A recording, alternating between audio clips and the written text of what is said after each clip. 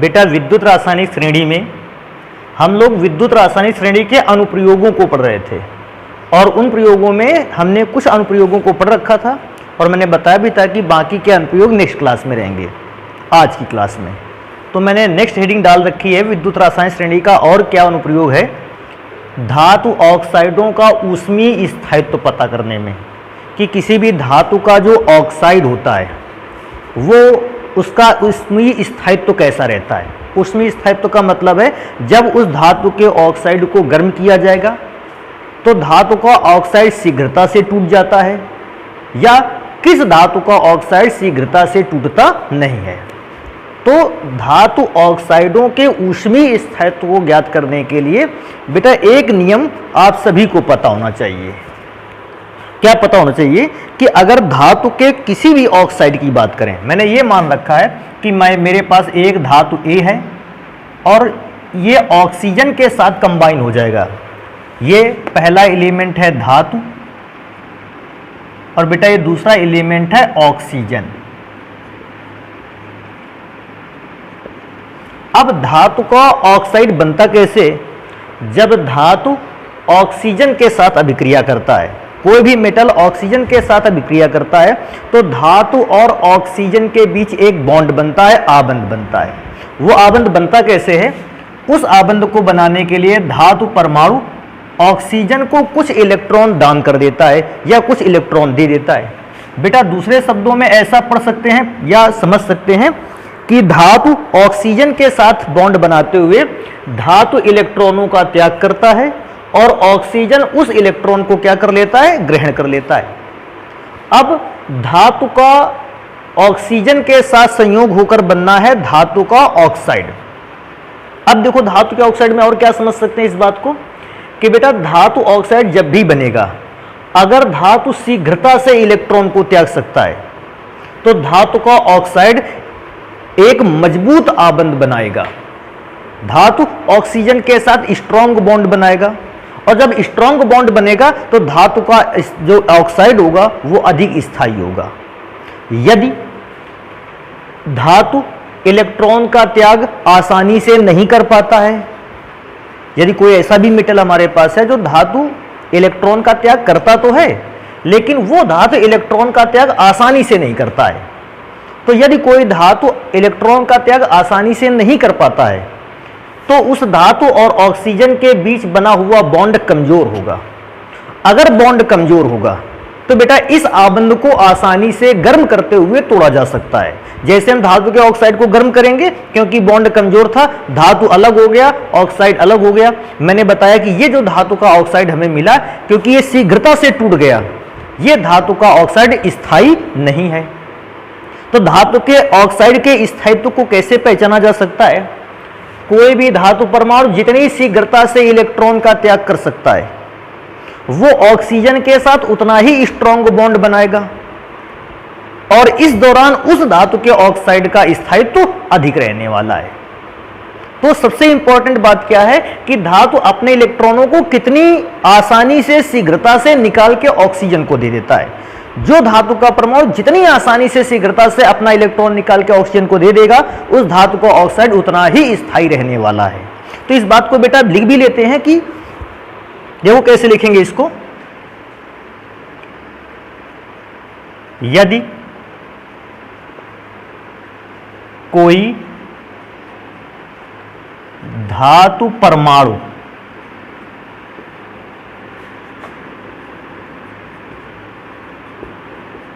शीघ्रता से अपने इलेक्ट्रॉन को त्याग सकता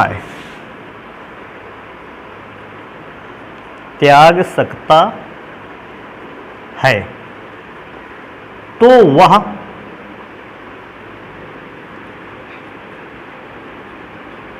ऑक्सीजन के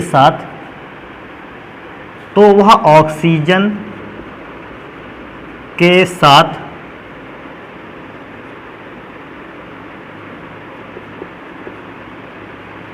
उतना ही मजबूत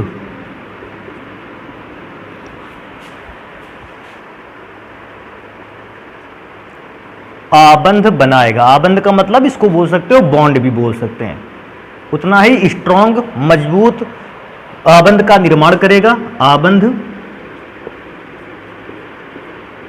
बनाएगा, आबंध बनाएगा। इस दशा में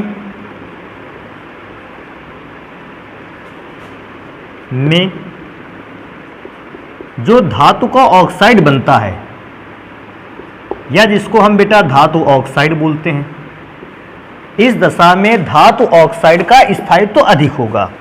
धातु ऑक्साइड का ऊष्मीय स्थायित्व लिख लेते हैं, ऊष्मीय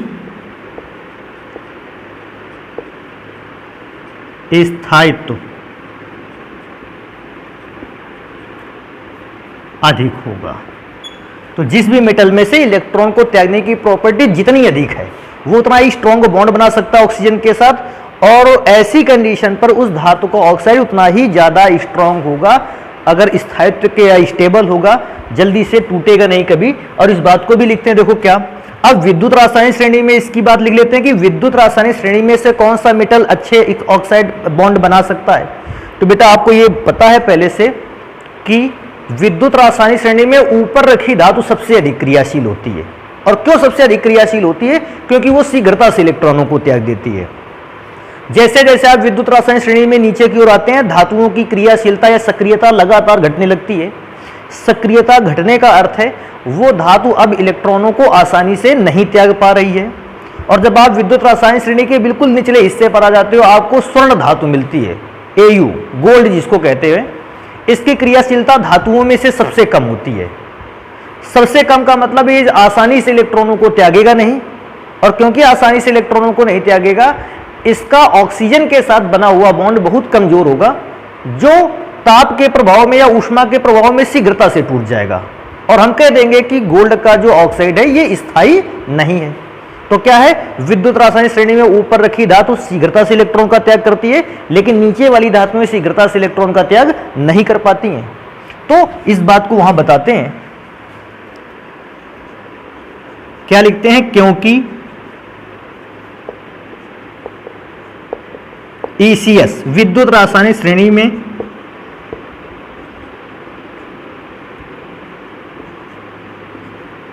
ऊपर से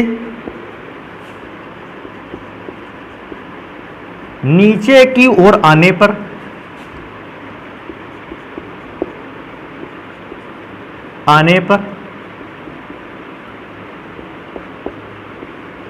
धातुओं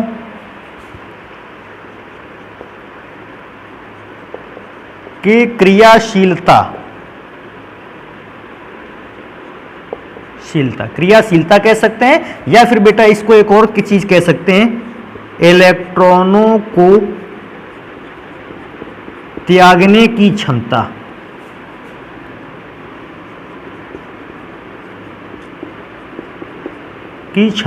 क्योंकि वो धातु उतनी ही ज्यादा क्रियाशील होगी जिसमें इलेक्ट्रॉनों को त्यागने की क्षमता अधिक है।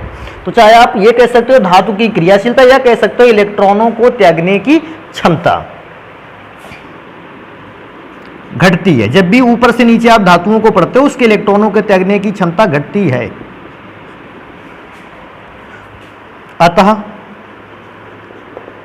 अतः उन धातुओं के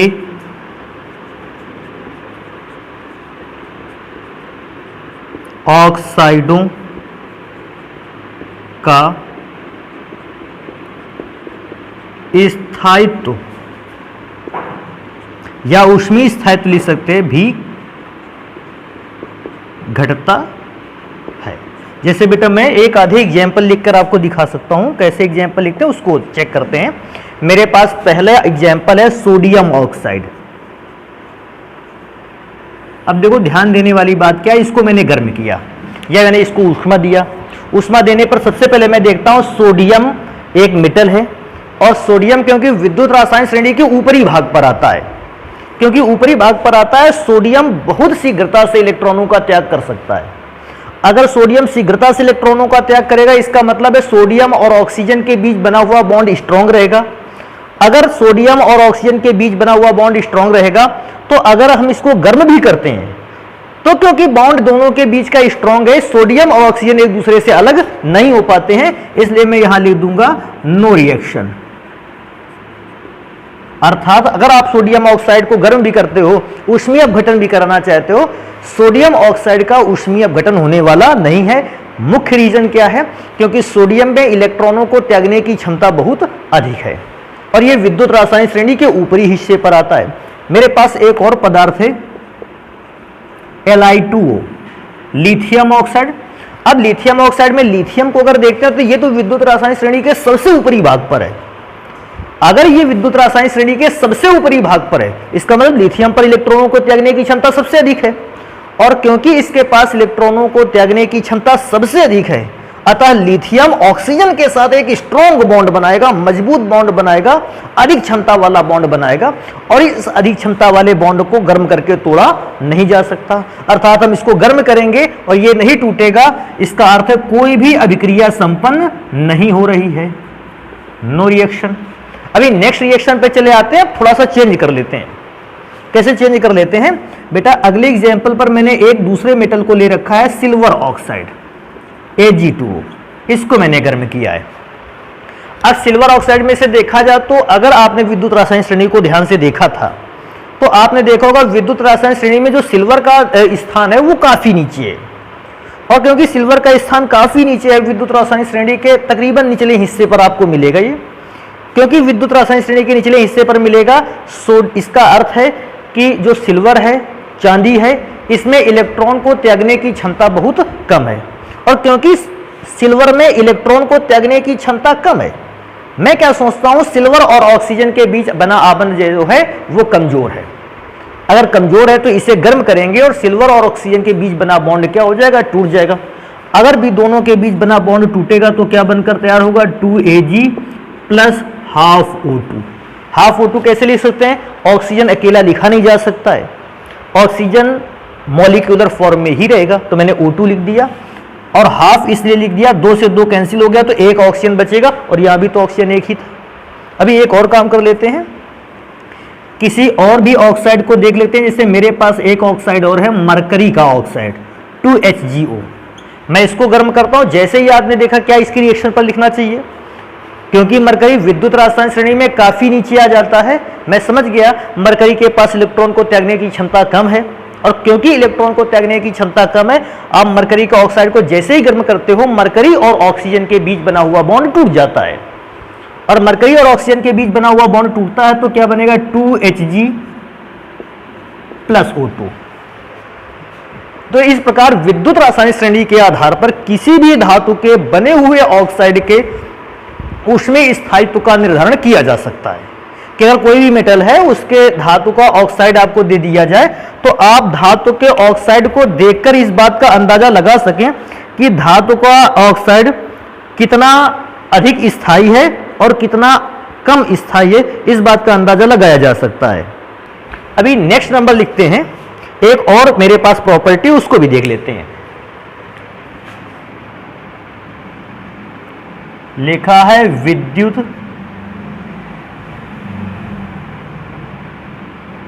अपघटन का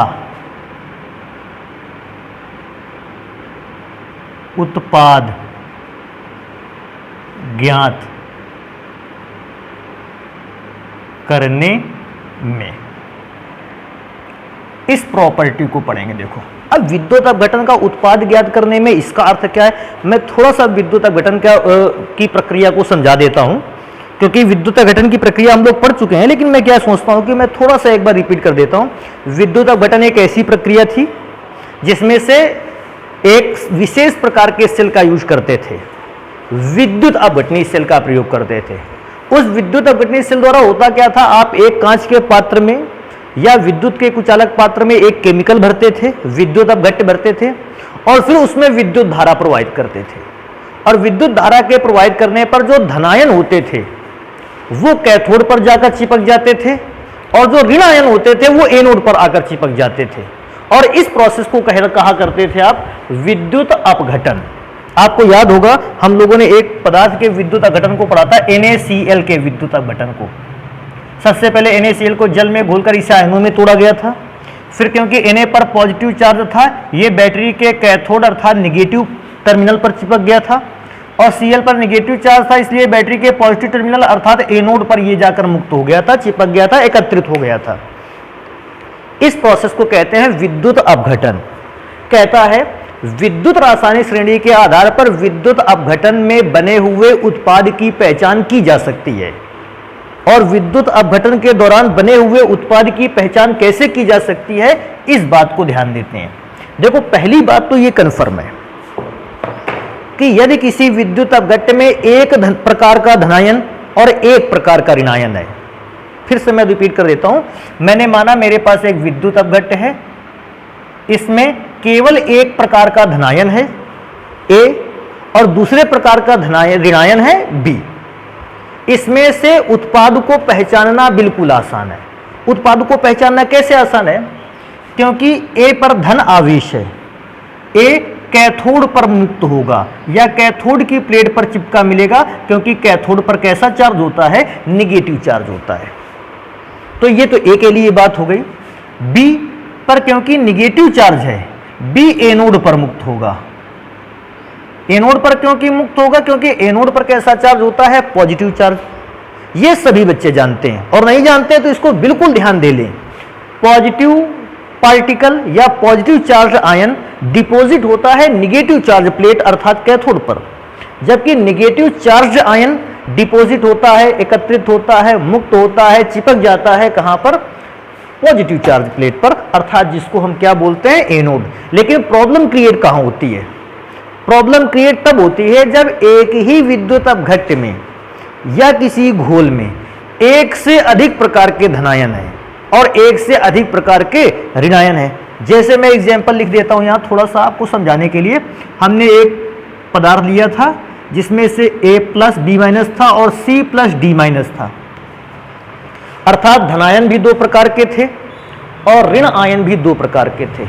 प्रॉब्लम क्रिएट क्या होती है?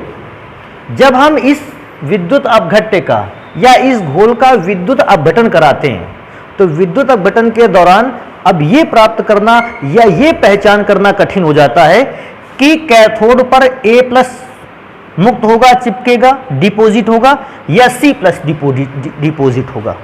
क्योंकि अगर इन दोनों पर प्लस चार्ज है तो ये दोनों निगेटिव चार्ज प्लेट की ओर जाएंगे। लेकिन बेटा क्या होता है, इसमें से मुक्त एक ही आयन हो पाएगा, या तो A प्लस वाला पार्टिकल जाकर प्लेट पर चिपक जाएगा और या तो C प्लस वाला पार्टिकल प्लेट पर चिपक पाएगा। तो कौन सा पदार्थ चिपक पाएगा, कौन सा पदार्थ प्लेट पर जमा होगा, कौन सा पदार्थ प्लेट पर बनकर तैयार होगा, हमें यह ज्ञात करना है विद्युत रासायनिक श्रेणी के अकॉर्डिंग। तो ये हमारा आर्टिकल रहेगा, इसलिए मैंने उसको वहां तक समझाया है। इसको मैं एक ब्रैकेट में बंद कर देता हूं। अब अपने आंसर की ओर चलते हैं कि हमारा आंसर कैसे देना है। तो बेटा क्या लिखा है? विद्युत अपघटन का उत्पाद ज्ञात करने में। मैं पहले धनायन वाली बात कंप्लीट करता हूं। क्या धनायन वाली बात कंप्लीट करते हैं? सबसे पहले धनायन वाली बात, यदि घोल में एक से अधिक प्रकार के धनायन हैं, एक से अधिक प्रकार के धन आयन उपस्थित हैं। मैंने मान लिया मेरे पास एक विद्युत अपघट्य था, उसमें एक से ज्यादा प्रकार के धनायन थे, तो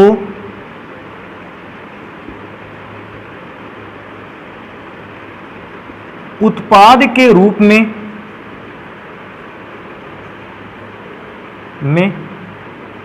वह धनायन, उत्पाद के रूप में वह धनायन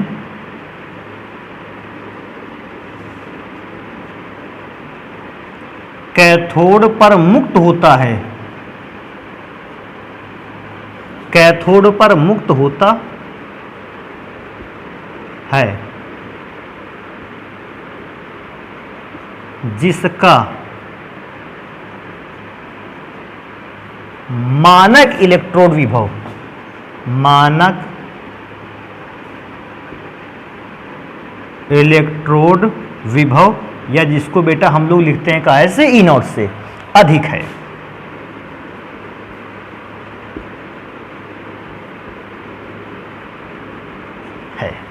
तो ये बात ध्यान रखना है कि अगर गोल में एक से अधिक धनायन आ जाता है तो बात आती है कौन सा धनायन प्लेट पर मुक्त होगा।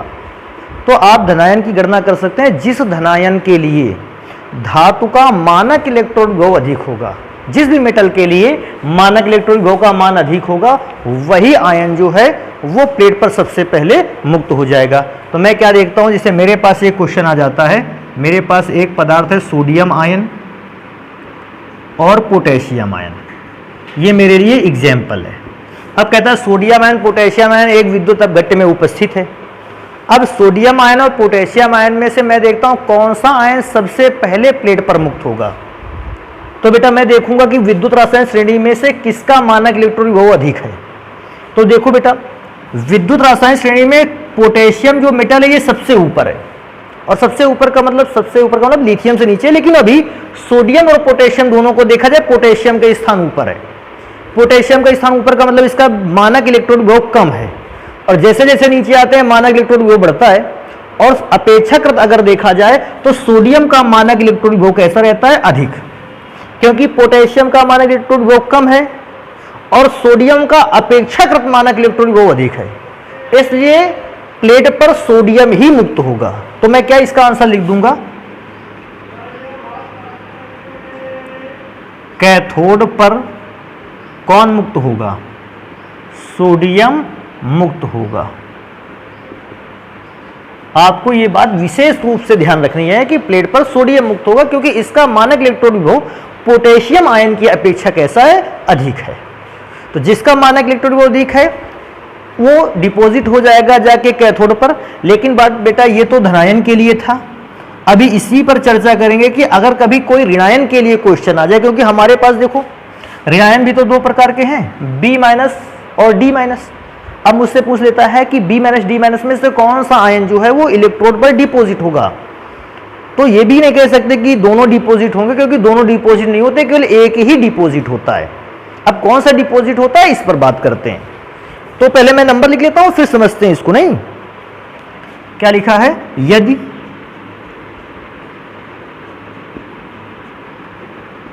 घोल में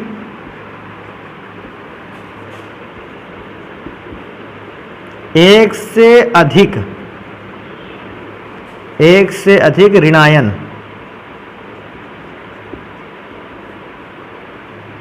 उपस्थित हैं या एक से अधिक प्रकार के ऋणायन उपस्थित हैं, एक से अधिक प्रकार लिख लेते हैं, ज़्यादा बेटर रहेगा। एक से अधिक प्रकार के ऋणायन उपस्थित हैं तो वह पदार्थ एनोड पर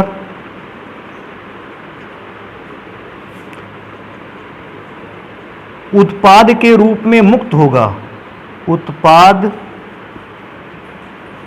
के रूप में मुक्त होगा, एकत्रित होगा या जमा हो जाएगा, मुक्त होगा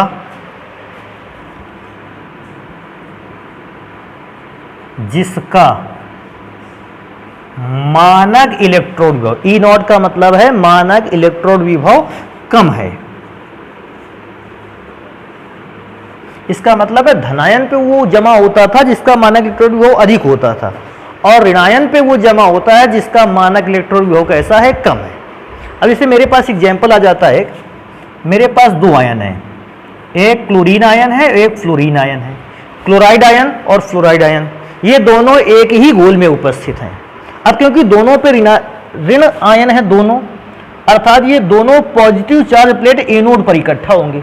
अब मैं क्या सोचता हूं कि मेरे पास दो आयन है, इनमें से कौन सा आयन प्लेट पर जाना चाहिए, तो वो आयन प्लेट पर जाएगा जिसका मानक इलेक्ट्रॉन विभव कम है, क्योंकि ऋणायन की बात हो रही है। धनायन की बात होती जस्ट अपोजिट चलता, क्योंकि ऋणायन पर बात हो रही, वो धातु प्लेट पर मुक्त होगी जिसका मानक इलेक्ट्रॉन वो अपेक्षाकृत कम है। तो मैं क्या देखता हूं, फ्लोरीन बिल्कुल नीचे था विद्युत रासायनिक श्रेणी में, इसका मतलब इसका मानक इलेक्ट्रॉन वो सबसे अधिक था।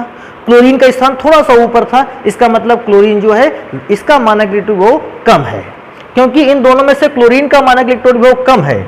तो बेटा एनोड पर मुक्त होगा क्लोराइड आयन। तो इस प्रकार से आप इसको पहचान सकते हो। फ्लोराइड आयन मुक्त नहीं होगा, क्योंकि फ्लोराइड का मानक इलेक्ट्रॉन जो है वो क्लोरीन की अपेक्षा थोड़ा सा अधिक है। और मैंने बताया ऋणायन पे जस्ट अपोजिट रूल चलता है।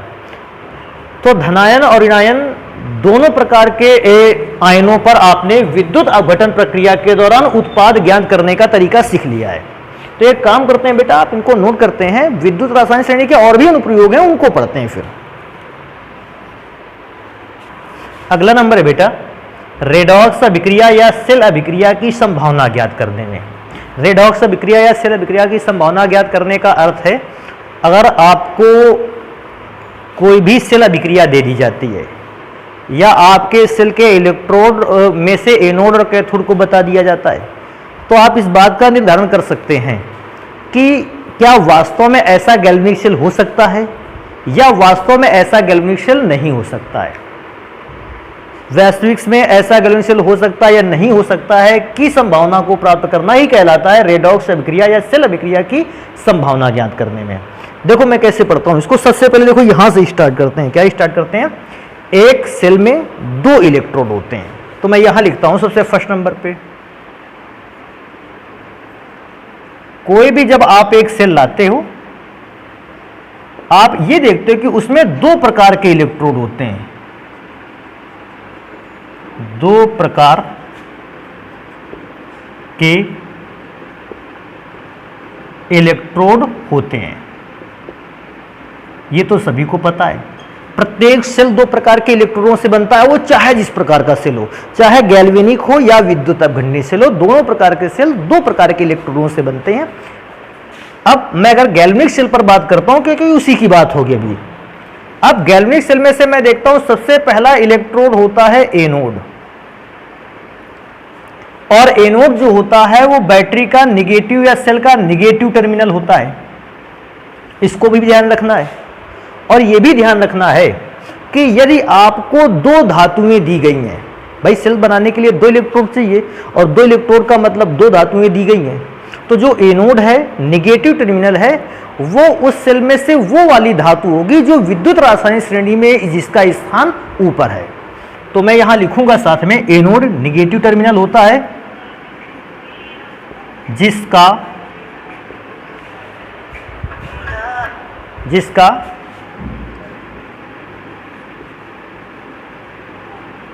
विद्युत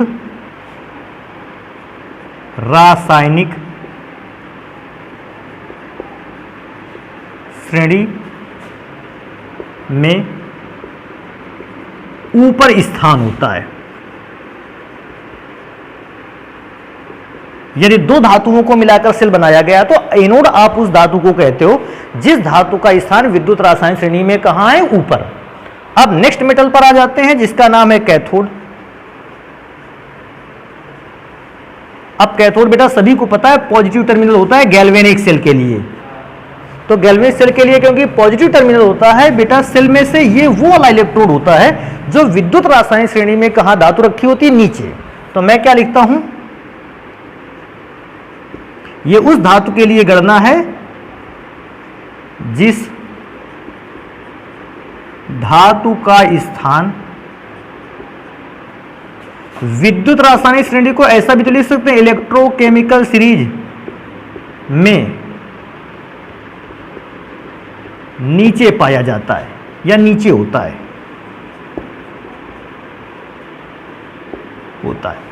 तो बेटा इस बात को विशेष ध्यान रखना, जब भी कोई गैल्वेनिक सेल बनकर तैयार होता है, एनोड हम किसको बोलते हैं, जिस धातु का स्थान विद्युत रासायनिक श्रेणी में ऊपर है, और कैथोड किसको बोलते हैं, जिस धातु का विद्युत रासायनिक श्रेणी में स्थान कहां है, नीचे।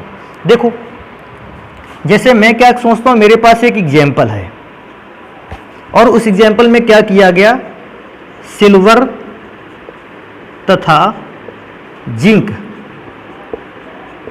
से बने सेल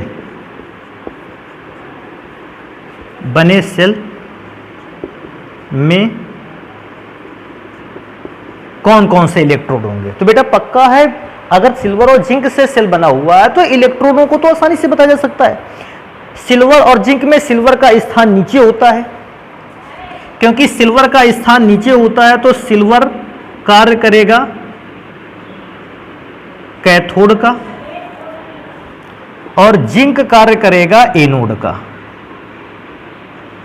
आपको यह विशेष बात ध्यान रखनी है कि अगर जिंक और सिल्वर के बीच में बना हुआ सेल आ जाता है तो क्योंकि सेल का स्थान विद्युत रासायनिक श्रेणी में नीचे है और इसलिए ये कैथोड का कार्य करेगा, और क्योंकि जिंक विद्युत रासायनिक श्रेणी में ऊपर है, ये एनोड का कार्य करेगा। लेकिन हम लोग क्या पढ़ रहे हैं? हम लोग पढ़ रहे थे सेल अभिक्रिया संभव है या संभव नहीं है।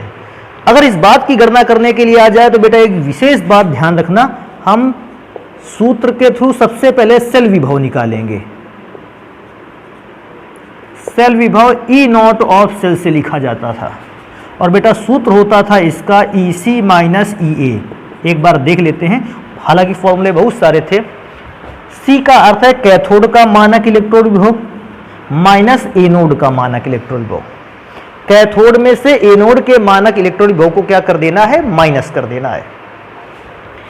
अगर मैं दोबारा से रिपीट कर देता हूं, अगर हमको यह ज्ञान करना हो कि सेल में जो अभिक्रिया हो रही है यह संभव है या संभव नहीं है, उसके लिए इस सूत्र का प्रयोग करेंगे। सेल में कौन सा इलेक्ट्रोड एनोड का कार्य करेगा, कौन सा इलेक्ट्रोड कैथोड का कार्य करेगा, इसको विद्युत रासायनिक श्रेणी के आधार पर ज्ञात करेंगे। अब जैसे मुझे ये मिल गया कि दो इलेक्ट्रोड थे, दो मेटल थे, उनमें से पूछता कौन सा कैथोड होगा, कौन सा एनोड होगा। आपने तरीका पढ़ा, उसके आधार पर आपने बता दिया। जिसका स्थान नीचे वो कैथोड, जिसका स्थान ऊपर वो एनोड।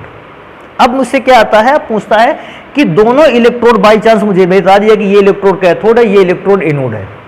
अब आपको ये बता देना है कि अभिक्रिया संभव है सेल की या सेल में होने वाली अभिक्रिया संभव नहीं है। आप एक काम करोगे, तुरंत कैथोड में से एनोड के विभव को क्या करोगे? माइनस करोगे। अगर कैथोड के विभव में से एनोड के विभव को माइनस किया जाए, दो प्रकार के आंसर प्राप्त होते हैं। कौन कौन से दो प्रकार के आंसर प्राप्त होते हैं? तो मैं लिखता हूं दो प्रकार के उत्तर प्राप्त होंगे। मैक्सिमम जब भी कभी आएगा दो प्रकार के आंसर प्राप्त होंगे। पहला आंसर कैसा आएगा? पहला आंसर आएगा निगेटिव। अगर कैथोड में से एनोड के विभव को माइनस किया जाए और कैथोड के विभव में एनोड के विभव को माइनस करने से आंसर निगेटिव आ जाता है, तो हम लिखेंगे अभिक्रिया संभव नहीं है। अभिक्रिया संभव नहीं, ऐसी अभिक्रिया संभव नहीं हो सकती।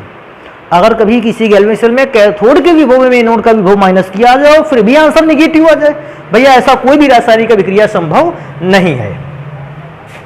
अभी नेक्स्ट नंबर पे आ जाते हैं कि दूसरा आंसर क्या प्राप्त हो सकता है। फर्स्ट कंडीशन तो ये हो सकती है। सेकंड कंडीशन क्या हो सकती है? सेकंड कंडीशन ये हो सकती है कि कैथोड का विभव जैसे ही आप उसमें से एनोड के विभव को माइनस करते हो पॉजिटिव आंसर आ जाता है। हम क्या बताएंगे? अभिक्रिया संभव है। तो अभिक्रिया संभव जान गए कौन सी कंडीशन पे है। इस बात को भी जान गए कि कैथोड और एनोड की पहचान कैसे की जाएगी अगर आपको दो मेटल्स मिल जाते हैं। हाँ, इसमें से एक इंफॉर्मेशन मैं अपनी तरफ से अलग से जोड़ सकता हूं। क्या जोड़ सकता हूं? अगर बच्चे अपना याद रखना चाहें, बिल्कुल भी गलत नहीं, बहुत अच्छा इंफॉर्मेशन आपके पास होना चाहिए। ऊपर वाली कंडीशन पर कहते हैं निगेटिव आ जाएगी, सेल अभिक्रिया संभव नहीं है। इसमें से सर सेल अभिक्रिया संभव नहीं है तो क्या कंडीशन हो सकती है, क्या प्रॉब्लम हो सकती है जिसके कारण सेल की अभिक्रिया संभव नहीं हो पा रही है? तो बेटा दो कंडीशन हो सकती है। पहला, धारा की दिशा विपरीत होगी।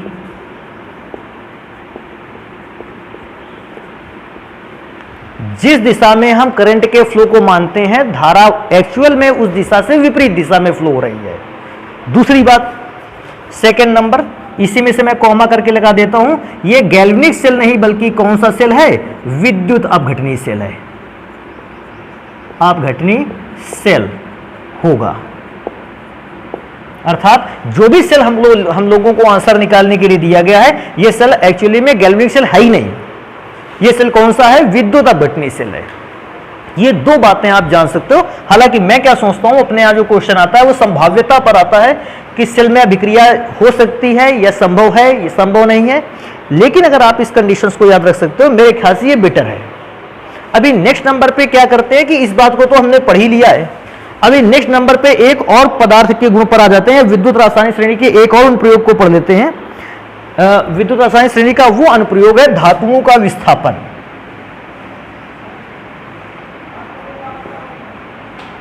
धातुओं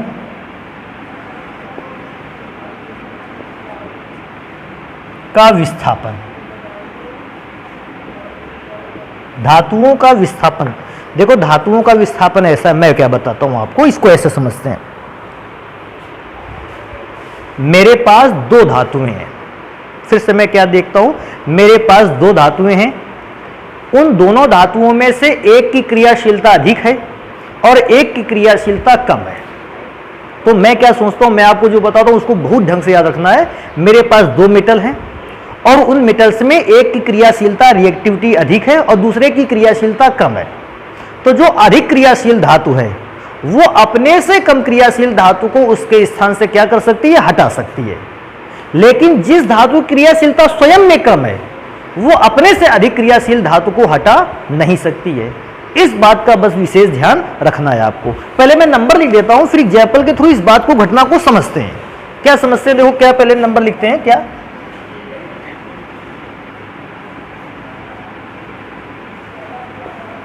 अधिक क्रियाशील धातु, अधिक क्रियाशील धातु अपने से कम क्रियाशील, अपने से कम क्रियाशील धातु को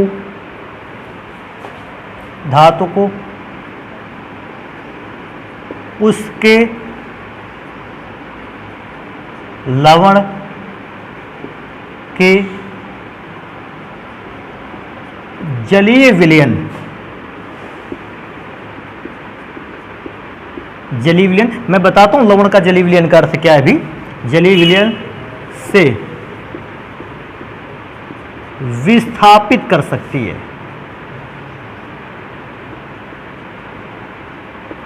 कर सकती है।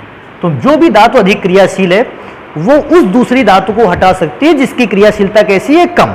लेकिन इसका अपोजिट रूल भी है कि कम क्रियाशील धातु जो है वो अपने से अधिक क्रियाशील धातु को उसके लवण के जलीय विलयन से नहीं हटा सकती। तो मैं क्या करता हूं, अगर ये रूल मैंने लिख रखा तो मैं एक और रूल इसी में से बढ़ा लेता हूं। परंतु अधिक क्रियाशील धातु, परंतु कम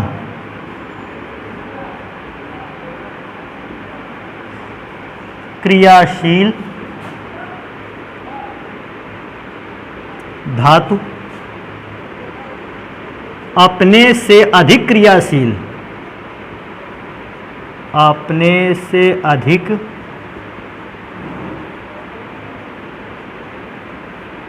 क्रियाशील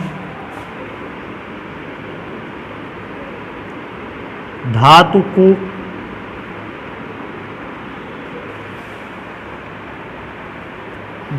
को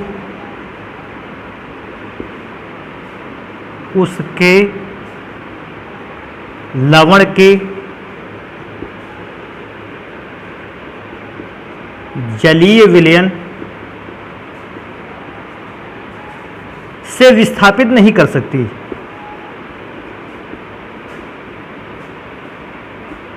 जलीय विलयन से विस्थापित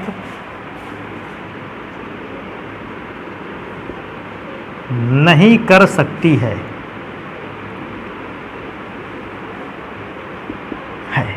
इसमें से बेटा एक और चीज ऐड करना चाहूंगा मैं कि वैसे तो मैं पढ़ा चुका हूं कि कौन सी धातु अधिक क्रियाशील होती है, कौन सी धातु कम क्रियाशील होती है।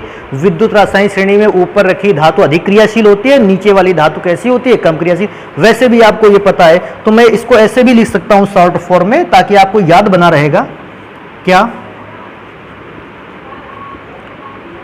ऊपर की धातु जो होती है वो अधिक क्रियाशील होती है।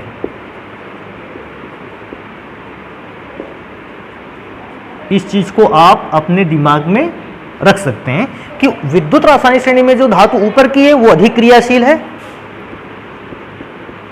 और जो बेटा धातु नीचे की है, या इसको ऐसे लिखे, जो नीचे की धातु है वो बेटा कम क्रियाशील होती है, अर्थात उसकी रिएक्टिविटी काफी कम होती है, वो अभिक्रिया करने में सक्षम नहीं है इतना ज्यादा। अब ये धातु का रिएक्टिविटी पता चल गया। अब जब धातु का रिएक्टिविटी पता चल गया, तो अब हम आ जाते हैं, मैंने कहा था मैं एक नंबर बाद में बताऊंगा क्या इसका अर्थ, क्या लवण का जलीय विलयन। देखो मेरे पास एक रिएक्शन देता है, मेरे पास एक रिएक्शन लिखा हुआ है, ये एग्जाम्पल के फॉर्म में Zn प्लस CuSO4, और आपसे बोलता है इस रासायनिक अभिक्रिया को संपन्न करवाना है। अब इसमें से आपको दो धातुएं दिखाई देती हैं, पहला मेटल जिंक, दूसरा मेटल कॉपर। लेकिन मैं क्या सोचता हूं, जिंक अकेला है। जिंक अकेला का अर्थ है जिंक के अलावा अतिरिक्त यहां कोई दूसरा सब्सटेंस नहीं है, तो हम कहेंगे ये जिंक धातु है। और क्योंकि कॉपर के साथ सल्फेट लगा हुआ है, हम कहेंगे ये धातु के लवण का जलीय विलयन है। धातु के लवण का जलीय विलयन का अर्थात इस लवण को जल में क्या कर दिया गया है, घोल दिया गया है।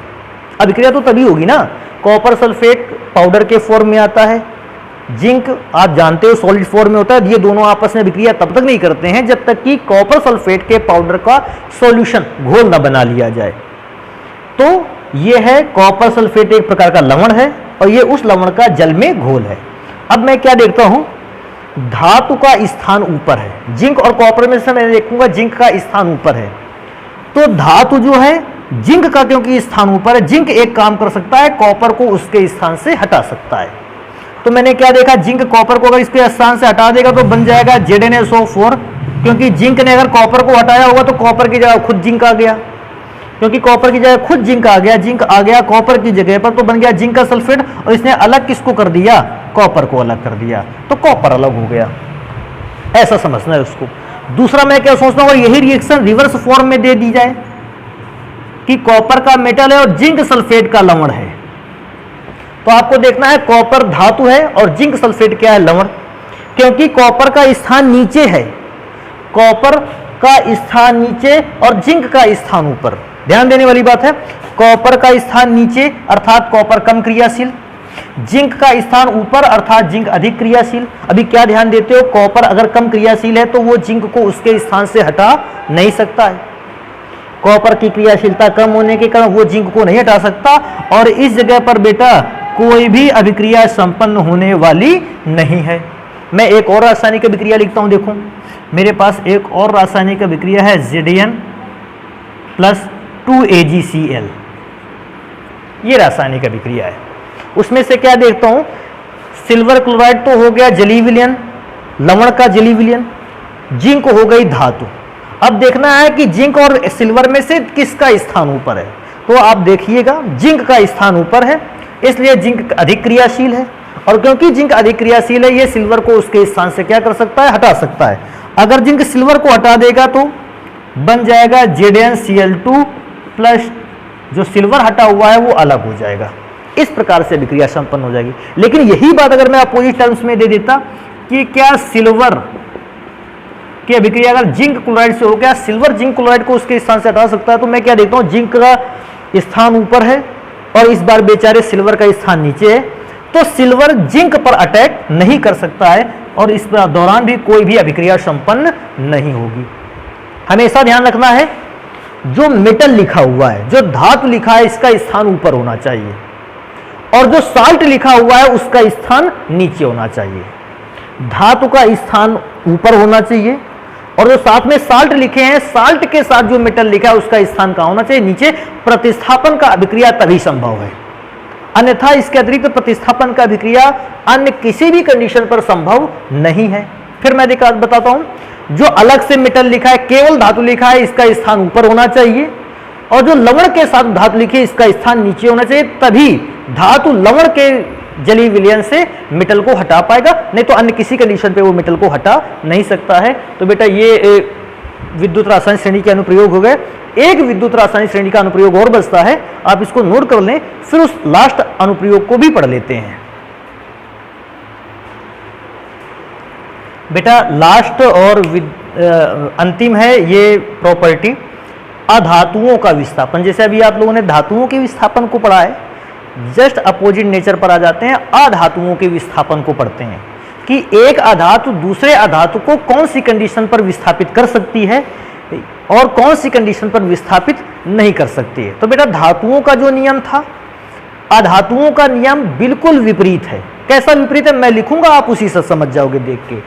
तो यहां लिखना स्टार्ट करते हैं। देखो इसका अर्थ क्या है, इसका अर्थ तो विद्युत रासायनिक श्रेणी हो गया में नीचे उपस्थित धातु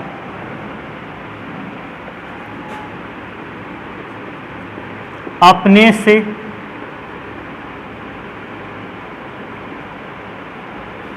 ऊपर वाली धातु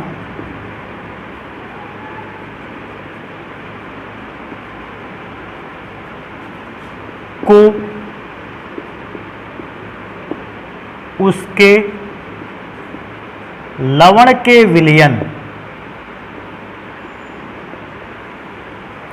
जो नीचे वाली धातु नहीं लिखना है, इस बार थोड़ा सा चेंज कर लेना है, क्योंकि हम लोग प्रतिस्थापन किसके लिए पढ़ रहे हैं, अधातु के लिए पढ़ रहे हैं। तो थोड़ा सा इसको चेंज करेंगे कि जो नीचे वाली अधातु है अपने से ऊपर वाली अधातु को उसके लवण के विलयन से प्रतिस्थापित कर सकती है,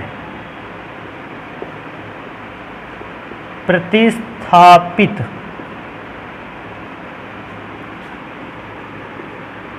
कर सकती है, परंतु ऊपर वाली अधातु अपने से नीचे वाली अधातु को उसके लवण के विलयन से प्रतिस्थापित नहीं कर सकती। परंतु ऊपर वाली अधातु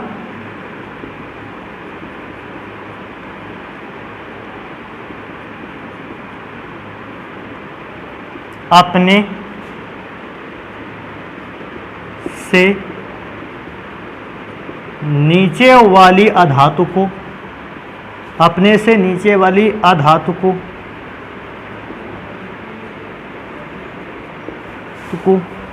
उसके लवण के विलयन से प्रतिस्थापित नहीं कर सकती।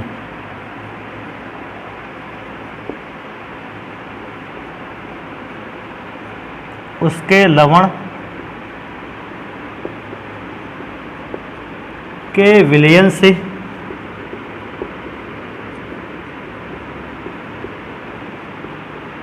प्रतिस्थापित नहीं कर सकती